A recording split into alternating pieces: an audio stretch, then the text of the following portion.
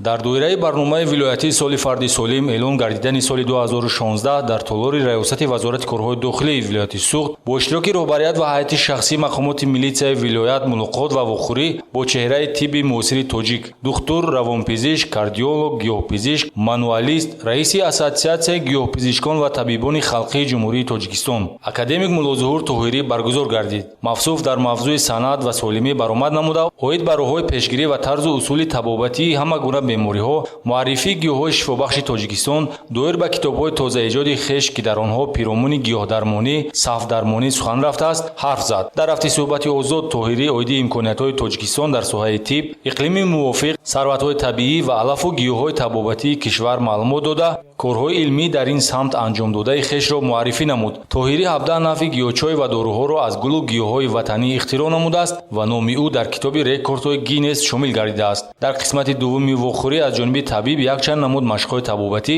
тавассути ҳаракат, садо ва нафаскашӣ ба ҳозирин нишон дода шуд, ки метавонад дар солимии шахс мусоидат кунад. Дар рафти суҳбат иштирокчиёни чорабинӣ бо пешниҳоди саволҳо вобаста ба саломатӣ аз Тоҳирӣ маслиҳатҳои муфид гирифтанд. Ҳамчунин ба адабиётҳои дастурӣ, гиёҳу дорувориҳои аз ҷониби табиб ихтироъ гардида, кормандони милитсия дастрасӣ пайдо карданд.